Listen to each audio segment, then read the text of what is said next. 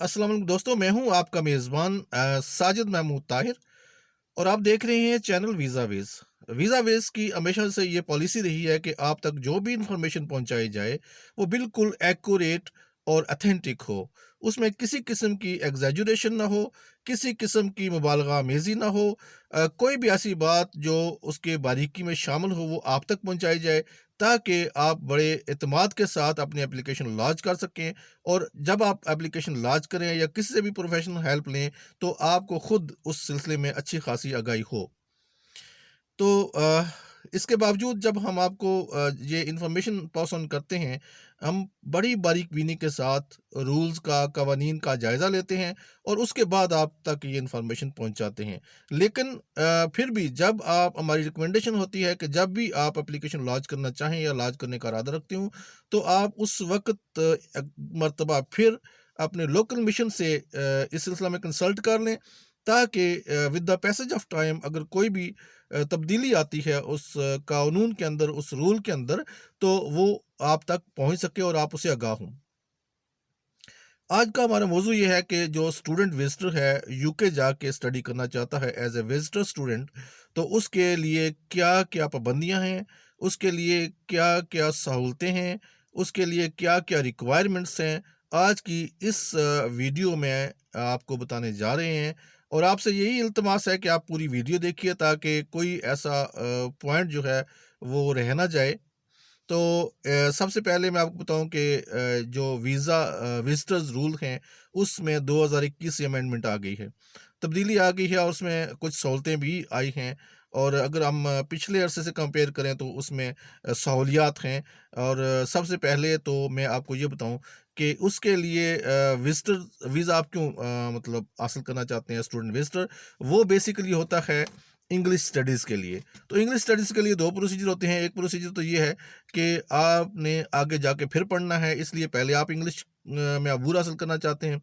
दूसरा ये है कि आपको अपने मुल्क के अंदर एक अच्छी कॉम्पिटेंट इंग्लिश के लिए आपको ज़रूरत है, जब आप जॉब करेंगे या अमली ज़िंदगी में जाएँगे, या आपको अपनी प्रोफ़ेशन के तौर पे आप किसी ऐसे अदारे में जॉब कर रहे हैं, इंग्लिश की ज़रूरत है, तो उसके लिए भी आप एक शॉर्ट टर्म कोर्स लेके, तो वहाँ पे आप स्टडी करने जा सकते हैं। उसके लिए जो कवानीन और जो रूल्स हैं, वो ये कहते हैं कि आपका वीज़ा जो है वो 6 मंथ से लेके 11 मंथ तक, 11 मंथ तक होगा। चूँकि इससे अबव वो वीज़ा नहीं अलाउ करते। और इस वीज़े के जो पहले मैं आपको बता दूँ कि रिक्वायरमेंट्स क्या हैं। सबसे पहली रिक्वायरमेंट ये है कि आपके पास इतने फंड्स हों कि आप जितना अर्सा भी स्टडीज़ के लिए जाएँ, आप उनको मीट करते हों, और उसके बाद तमाम टिकट के अखराजात, living, travelling, boarding, lodging, everything जो है, वो उसके अंदर मौजूद हो। आपके पास जो बैंक स्टेटमेंट है, उसका पिछले 6 माह का जो रिकॉर्ड है, उनकी रिपोर्ट आपको करनी है। और ये है कि 6 माह का रिकॉर्ड आपने प्रेज़ेंट करना है बेसिक के अंदर। उससे सबसे पहले तो आपने अपना वो ऑफर ऑफ प्लेस लेनी है, जॉब जैसे एडमिशन होता है, एडमिशन आपने लेना है इंग्लिश स्टडी के लिए। और उसका कोर्स का मकसद ये है कि आप इंग्लिश स्टडीज़ के लिए जा रहे हैं। और 6 मंथ से लेके आपका 11 मंथ तक वीज़ा है। आप कोई भी टेन्योर का, किसी भी अरसे का, किसी भी पीरियड का जो कोर्स है, वो आप सेलेक्ट कर सकते हैं। और अपने कॉलेज से, यूनिवर्सिटी से, के लिए जो आप एडमिशन लेंगे, उसमें आपका नाम हो, अरसा हो, कोर्स कोर्स भी इंग्लिश में मुख्तलिफ होते हैं, और कौन-सा कोर्स आप करने जा रहे हैं। एक प्रोफ़ेशनल कोर्स भी होते हैं, जैसे आपके लिए ज़रूरत है, एकेडमिक कोर्सेज़ होते हैं, मुख्तलिफ कोर्सेज़ हैं। तो वो जो भी आप कोर्स करने जा रहे हैं, उसकी डिटेल्स उसके अंदर हों, और कब से कब तक आप कोर्स करने जा रहे हैं, फ़ीस कितनी है, अकोमोडेशन का आपका वहाँ क्या बंदोबस्त है, और क्या आपने फ़ीस पे की है, नहीं की है, कितनी रिमेनिंग है, वो सारा कुछ आपके उस लेटर के अंदर, जो आपका वीज़ा लेटर होता है, वीज़ा सपोर्ट लेटर होता है, उसके अंदर कॉलेज की तरफ से मौजूद होना चाहिए। पहले तो आपका एडमिशन है, उसके बाद आपके फंड्स हैं। और तीसरी चीज़ ये है कि जो फंड्स हैं, उसके लिए मैं आपको बड़ी मज़े की बात बताऊँ, आपको कोई बंदा भी सपोर्ट कर सकता है, आपकी फैमिली के अंदर से भी, फैमिली के बाहर से भी। यानी कि आपका father, brothers, sisters, mother, uncle, aunties, cousins, इसके अलावा आपको कोई फ्रेंड भी, कोई अदारा भी, कोई कंपनी भी आपको सपोर्ट कर सकती है। आपके अखराजात जो आपकी स्टडीज़ पे आने वाले हैं, वो कोई बंदा भी बर्दाश्त कर सकता है। इसके लिए कोई किसी किस्म की रिस्ट्रिक्शन अभी तक रूल्स के अंदर नहीं आई है।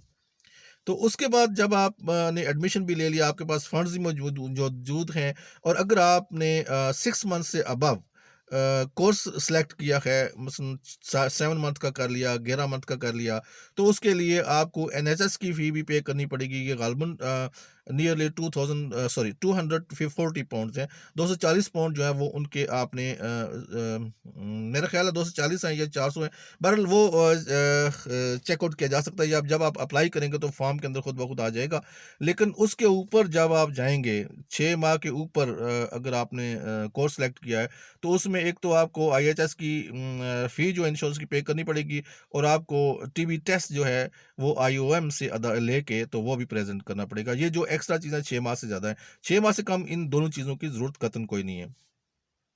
आपका एडमिशन हो गया, आपकी जो है फंड्स अवेलेबल हो गए और जो बंदा आपको सपोर्ट कर रहा है, उसके सोर्स ऑफ इनकम क्या है, वो कौन-सा काम करता है, उस हवाले से भी आपको कोई ना कोई प्रूफ़ देना बहुत ज़रूरी है। आप अब ये है कि आपका वीज़ा हो जाता है, तो आप स्टडीज़ के लिए जाते हैं। इस वीज़े की कंडीशंस क्या है? पहली कंडीशन, सबसे बड़ी कंडीशन ये है कि वीज़ा एक्सटेंडेबल नहीं है। आप इस वीज़े को एक्सटेंड नहीं करवा सकते, आपको इसी वीज़े के अंदर ख़त्म होने से पहले-पहले आपको वो मुल्क छोड़ना पड़ेगा, ठीक है? और दूसरा ये है कि इस वीज़े में आप कोई भी अपना डिपेंडेंट साथ लेके नहीं जा सकते, फैमिली मेंबर साथ लेके नहीं जा सकते, ये आपको अकेले ही जाना पड़ेगा। तीसरा ये है कि आप न को अगर 18 से कम हैं, तो उसके लिए आपके लिविंग की स्पेशल अरेंजमेंट चाहिए होती है। तो वो भी आपको ऐसी करनी पड़ेगी।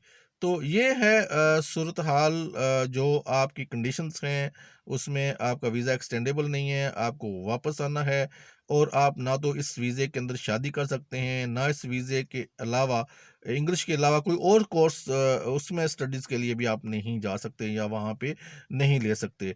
आपको हर सूरत में वो मुल्क छोड़ना है, उसके बाद अगर आपने आपकी कोई और कैटेगरी में आप जाना चाहते हैं, टियर 4 में जाना चाहते हैं स्टडीज़ में, तो फिर आपको वो मुल्क छोड़ के वापस दोबारा अप्लाई करना पड़ेगा।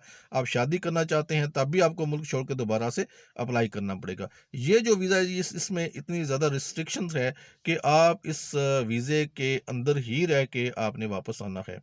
तो इसकी फ़ीस भी बहुत नॉमिनल हैं, जैसे आपके एक विज़िटर्स की फ़ीस होती है, इस तरह 6 माह के तकरीबन लगभग उतनी फ़ीस होती है।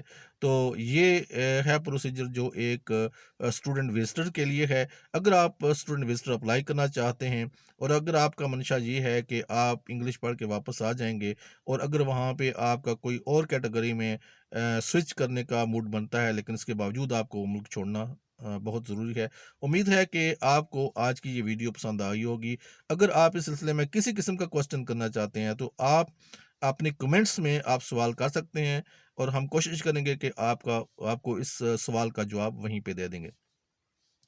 आखिर में जाते-जाते आपको ये भी रिमाइंडर कराता जाऊँ, एक सॉफ्ट रिमाइंडर है कि हमारे इस चैनल को लाइक, सब्सक्राइब और शेयर ज़रूर कीजिए।